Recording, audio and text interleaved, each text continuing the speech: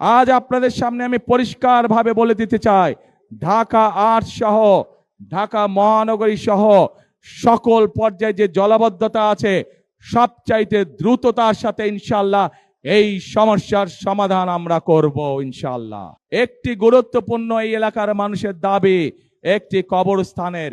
ইনশাআল্লাহ মানুষের যাতে এই সমস্যার সমাধান করা যায়, আব্বাস সাহেব নির্বাচিত হলে ওনার সাথে কথা বলে এলাকার মানুষের যেখানে সুবিধা হয়, যেভাবে সুবিধা ইনশাআল্লাহ সেটিও আমরা পর্যায়ক্রমিকভাবে ইনশাআল্লাহ বাস্তবায়ন করব। এখন প্রিয় ভাই বোনেরা, আমি তো আপনাদের সামনে আমার দলের পরিকল্পনার কথা তুলে ধরলাম। আমি তো আপনাদের সামনে আমার দলের প্রার্থী আব্বাস সাহেবের যে পরিকল্পনা, যে দাবি, সেইগুলাও আমরা কিভাবে বাস্তবায়ন করব তাও তুলে ধরলাম। ভাই মা বোনেরা, 12 তারিখে আপনাদের পরিকল্পনা কি? বুঝি না, শোনে না, জোরে কি পরিকল্পনা? ধানের শেষ। ইনশাআল্লাহ প্রিয় ভাই বোনেরা, এই ধানের শীষই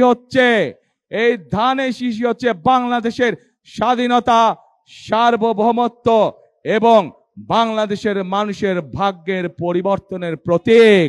আসুন 12 তারিখের নির্বাচনে আমরা ধানের শীষকে নির্বাচিত করে ইনশাআল্লাহ, এবং আমরা 12 তারিখ থেকে দেশ পুনর্গঠনের কাজে হাত দেই।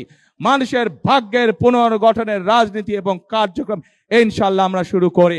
আছেন নাকি আমার সাথে? ইনশাআল্লাহ দেখা হবে আপনাদের সাথে আবার 12 তারিখের পরে।